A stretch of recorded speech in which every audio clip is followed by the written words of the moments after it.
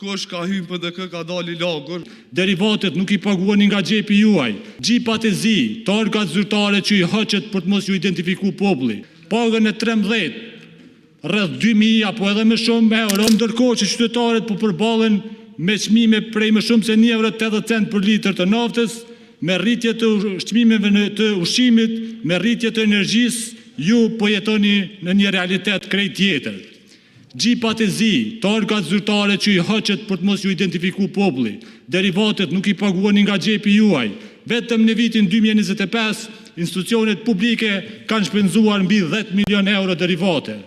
Pagën e 13, rreth 2000 apo edhe më shumë euro, se cili prej juve sot e keni në llogaritë tuaja. Punëtorët në sektorin privat dhe ata të ndërmarrjeve publike nuk e kanë këtë mundësi. Ata i keni diskriminuar.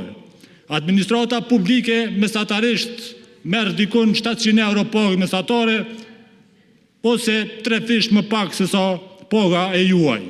Makinat zyrtare, derivate pa pagesë, udhëtime zyrtare, financime për OJC të lidhura me miqt e bashkëpunëtorët tuaj, ndërsa qytetari paguan naftën 1,80 euro, bukën më shtrenjtë, energjinë më shtrenjtë, qiran më shtrenjtë. Ju flisni për drejtësi sociale, për barra fiskale mbi familjen e zakonshme dhe jo mbi pushtetin. Nëse vërtet jeni në anën e qytetarët, dëshmojeni sot absolutisht që s'keni sta dëshmoni sepse edhe s'po ekzistoni sot këtu, mos e leni krizën të bëhet normë, mos i leni inflacionin të bëhet i përhershëm, mos i leni prodhuesit vendor të shkatërrohen, siguroni qytetarit mirëqenie. Deputet pushtetit nuk ka natyrisht edhe e parashikueshme për shkak që janë largu prej popullit edhe prej derteve të popullit.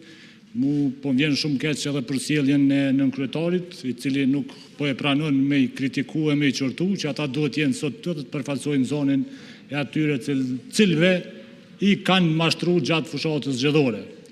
Unë e di që sot çmimi i energjisë elektrike i atyre që po mungojnë këtu dallon prej 2 grupeve. Mendoj që Lëvizjen Vezendosje kanë votu elektorat që jeton sikur shumica e qytetarëve të Republikës Kosovës, e që sot po paguajnë secilin çmim të secilit produkt më shtrejt, mirë po elektorati i listës serbe në veri edhe naftën, edhe energjinë e paguajnë shumë fish më lirë se sa secili qytetar shqiptar. Andaj të dyja këto grupe parlamentare nuk janë sot këtu prezent, nuk janë për interesat të shumicës dhe nuk janë për me mbrojt edhe mu angazhu që mi avletësu jetën qytetarëve. Faleminderit kryesues. Para se me fillu këtë fjalim, tash është drejt prej deputetit Eman Ramani që nuk në salë dhe apo bashkëndohet tash edhe ai me listën serbe.